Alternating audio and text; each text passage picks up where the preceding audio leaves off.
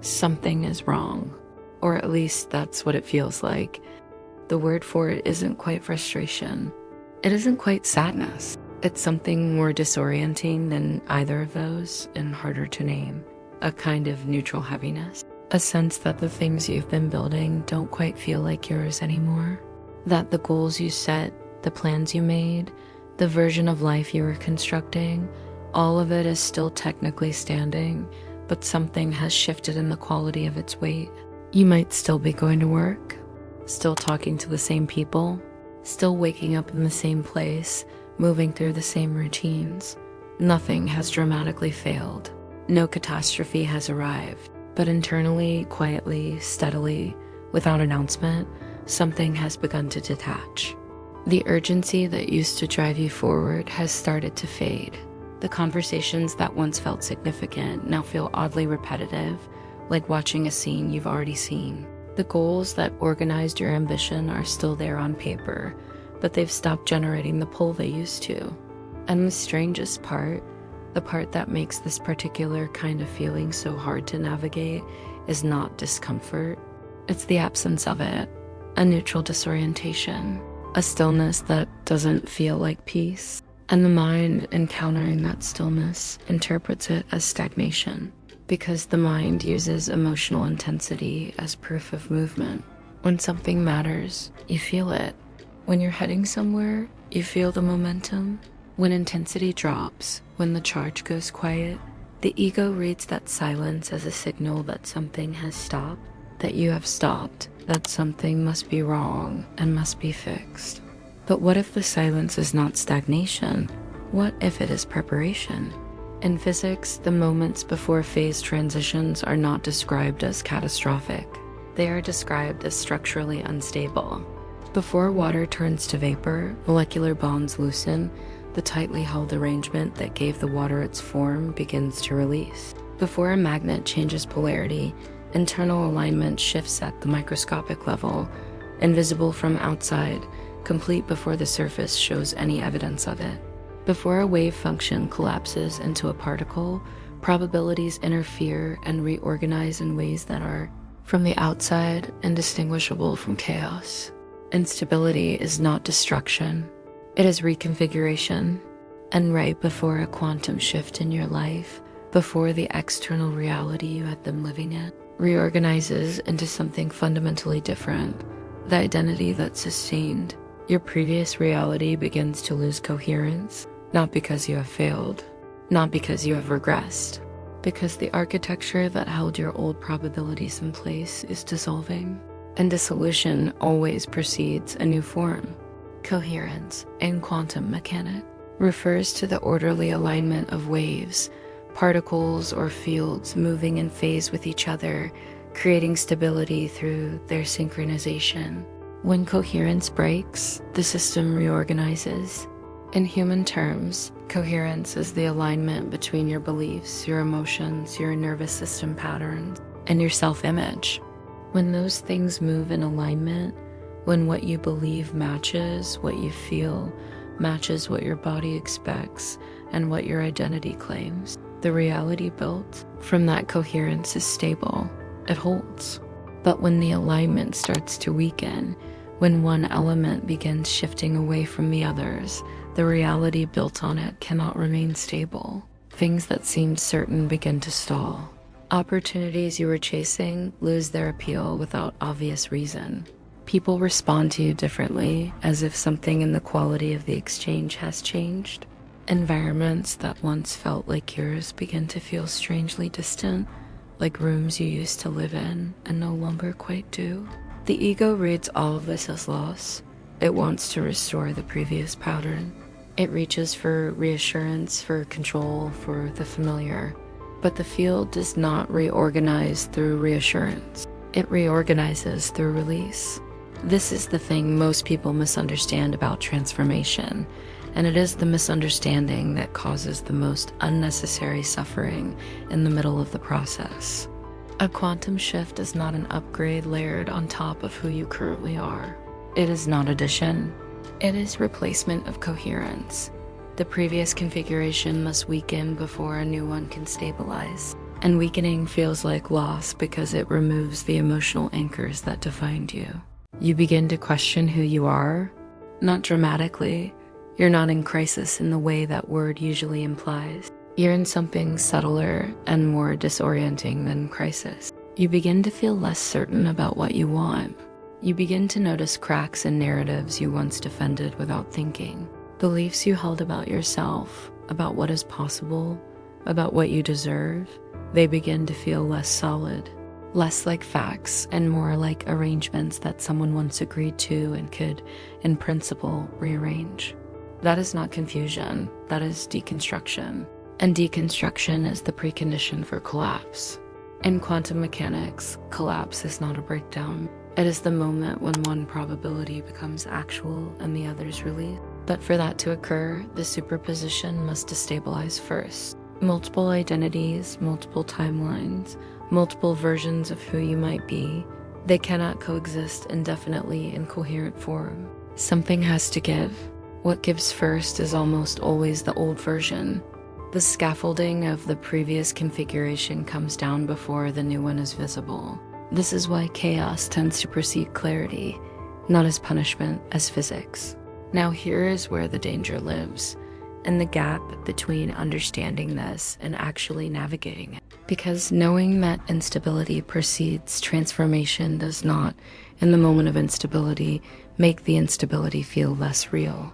The nervous system does not have access to the framework. The nervous system has access to the experience, and the experience feels uncertain. Your nervous system has been trained over years, sometimes decades, to predict your reality. It knows how your days usually feel. It knows the emotional tone of your relationships, the stress pattern of your ambitions, the chemical signature of your particular variety of striving. It expects certain internal states to repeat because repetition is how the nervous system defines normal. And normal, to the nervous system, is synonymous with safe. When those patterns begin to fade, when the urgency that your body memorized starts to quiet, when the stress that your system learned to treat as the price of progress begins to weaken, the nervous system does not celebrate. It panics. It reads the absence of familiar chemistry as threat.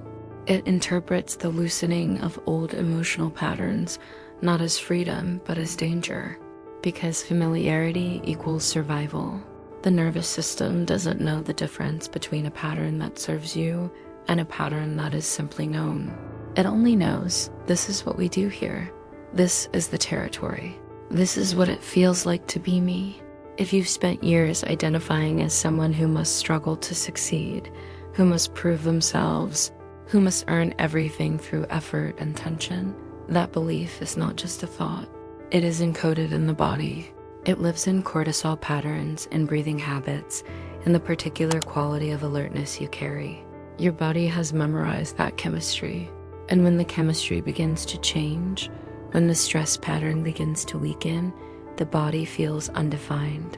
And undefined feels dangerous to the ego. So the ego does something predictable. It tries to recreate the intensity.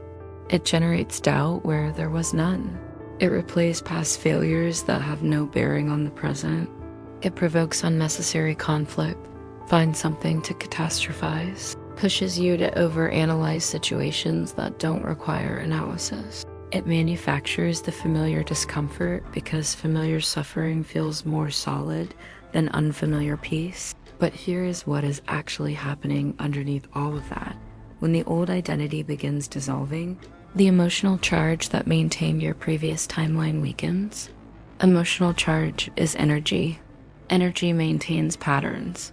Patterns stabilize probabilities. And probabilities, when repeatedly reinforced through the emotions and beliefs and behaviors that confirm them, become what you experience as your personal reality. When the charge fades, when the emotional investment in the old configuration releases, the pattern loses its structural strength. The probability that your old identity was continuously selecting and reinforcing begins to destabilize. And the field cannot collapse a new reality while you are still emotionally bonded to the old one. This is the sentence worth sitting with. The field cannot collapse a new reality while you are still emotionally bonded to the old one. Not because the universe is withholding something, because the bond itself is the mechanism. Attachment maintains coherence with the past, and coherence with the past continuously selects for more of the past. Detachment does not free you from reality. It frees the system to reorganize. Think about what actually happens inside a caterpillar's cocoon. Not the simplified version, the actual biology. The caterpillar doesn't gradually rearrange itself, cell by cell, into a butterfly. It dissolves. Enzymes break down most of its body into an undifferentiated cellular fluid, a kind of biological soup with no organized form. The previous structure is gone before the new one begins to cohere. The transformation is total, and it is preceded by a complete breakdown of what existed before. From outside the cocoon, if you could see through it, you would see destruction. You would see no butterfly. You would see liquid. You would have no evidence that anything was becoming, but the becoming was already underway. Your consciousness works on the same principle. The identity that created your current circumstances, the specific configuration of beliefs and emotional patterns and neural wiring that assembled the reality you've been living in, cannot accompany you into a fundamentally different one. It must soften, it must dissolve, it must release its coherence before a new coherence can form, and that release does not feel like progress. It feels like the floor dropping slightly, like the ground becoming a little less reliable, like being in the middle of a sentence that hasn't arrived at its meaning yet. There's a name for this phase. Joe Dispenza calls it the space between personalities, the period where you are no longer fully the old version. The old emotional loops have loosened. The old identity no longer has the same grip, but you are not yet stabilized as the new one. The new configuration has not yet achieved the coherence it needs to fully collapse into external reality. You are in superposition. Multiple futures coexist as probability. The old timeline is losing energetic support. The new timeline is forming, but has not yet locked in. And between those two states is a territory that has no familiar landmark. It feels empty, undefined. The ego calls this floating. The ego calls this falling. But undefined is where possibility lives. The wave function exists in superposition until collapse. You cannot collapse a specific probability while you are still emotionally invested in maintaining the old. The most delicate work of this entire phase is what you do or do not do in this gap, because this is where most people abort the process. They return to familiar suffering because it feels solid. They force motivation where there is none, trying to reignite the old urgency. They chase validation from environments that are already energetically complete relationships, goals, identities that belong to the previous configuration, but that the ego reaches for because they are no. And in doing so, they restabilize the old timeline. They interrupt the collapse. If you react with fear, you re-energize the old identity. If you reach for control, you restabilize the old coherence. If you try to rebuild what is naturally disassembling, you delay the reorganization. But if you observe the instability without emotional panic, if you can sit in the unfamiliar neutrality without immediately labeling it as failure, without rushing to replace what is dissolving with something familiar just to have something to hold, you create space. Space is the precondition for a new coherence. And new coherence is what collapses new reality. This is what intelligent non-interference means, not passivity, not resignation, not the spiritual performance of contentment. It is the active, precise practice of not feeding what is meant to dissolve, of not extending the life of a configuration that has completed its function, of being, for once, the still observer rather than the panicked fixer. The caterpillar does not fight the dissolution inside the cocoon. If it tried to preserve its previous form, the transformation would stop. The same principle applies to you. Now let's talk about what the reassembly actually feels like, because this part almost no one describes accurately. After the dissolving phase, something begins to shift in quality. not in the external circumstances. Those are often still unchanged or still changing in ways that don't yet show the final form. But internally, the emotional register begins to quiet. Stress responses start to decrease. Reactive patterns soften. The situations that used to trigger you immediately begin to feel strangely more distant. Conversations that once pulled you into drama begin to feel irrelevant in a way that isn't cold, just clear. You stop chasing outcomes with the same urgency, not because you no longer care, but because the chemistry of urgency has begun to loosen its hold. The identity that required tension to survive is losing dominance. And in its place, slowly, without announcement, a different baseline is forming. Calmer, clearer, less reactive. And here is the paradox at the center of it. When that grounded state stabilizes, when the internal coherence rebuilds around a new configuration, reality begins reorganizing rapidly, not because you did something, because interference stopped. Most people think manifestation accelerates because they finally did the right thing, applied the right technique, held the right frequency with enough consistency. But manifestation accelerates because the noise stopped, because you stopped broadcasting contradiction into the field, wanting something while simultaneously fearing it, reaching for something new while still emotionally anchored to what came before.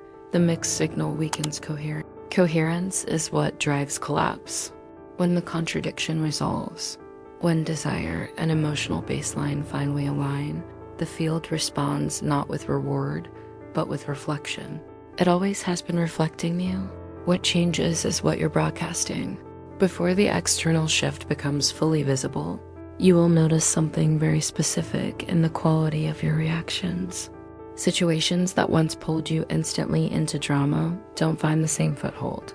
Opportunities that don't align lose their magnetism in a way that feels almost automatic, like trying to complete a circuit with the wrong materials. You are no longer energetically available for the old timeline.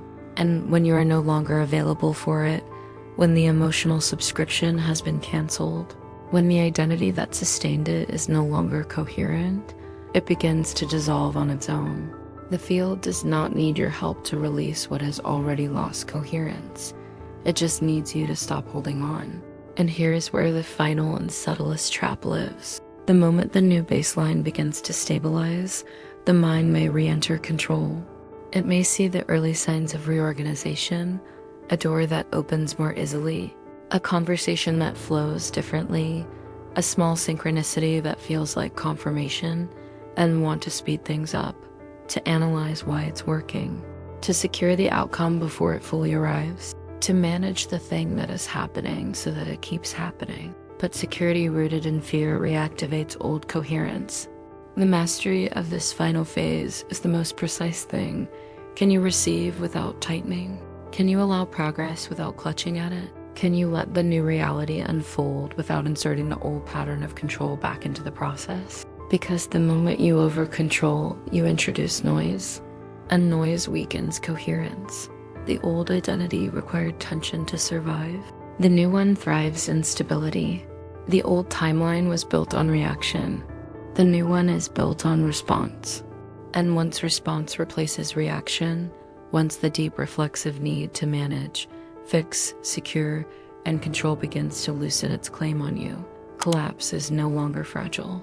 It is inevitable, not because you earned it, not because you finally got it right after all the times you got it wrong, because coherence stabilized, because the field, which has always been reflecting the sum of what you are, now has a cleaner signal to work with. Look at the full arc of what this process actually is beneath the experience of it. First, life feels unstable.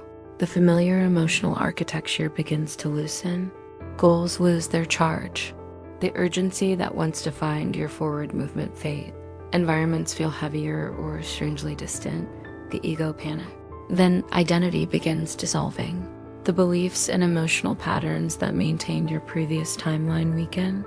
The self that was coherent with what you had been living can no longer fully sustain itself. The space between personalities opens. Then neutrality emerges, that quiet, directionless, undefined territory that the mind calls floating and the ego calls failure, but which is actually the field in superposition, multiple probabilities coexisting, nothing yet collapse, everything possible. Then a new emotional baseline begins forming, calmer, less reactive. The nervous system recalibrating around a different configuration. The reactions that once came automatically beginning to soften and slow. Then subtle reorganization begins appearing in the external world. Small confirmations, doors opening with less friction, conversations aligning differently, the specific quality of the right thing finding you rather than you chasing it. That sequence is not random. It is not the chaos it looks like from inside it. It is the anatomy of a quantum shift. And the reason it feels so disorienting, the reason the beginning of this process is so reliably mistaken for breakdown rather than breakthrough, is that transformation is subtractive before it is additive.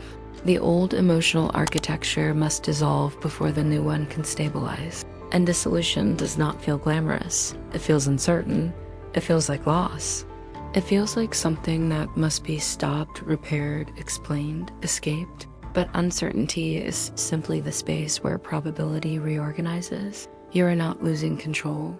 You are losing attachment, not regressing, shedding coherence with a timeline that no longer matches who you are becoming. Stars collapse before becoming something denser. Seeds crack before becoming trees. Caterpillars liquefy before becoming butterflies. Every growth cycle in nature passes through disintegration before expansion. You are not exempt from the physics of transformation.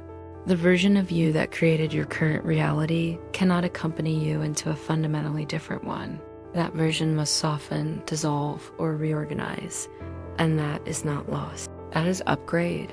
The moment you stop resisting the instability, the moment you recognize it not as evidence that something is wrong, but as evidence that something is changing, it stabilizes faster because the resistance itself was generating noise.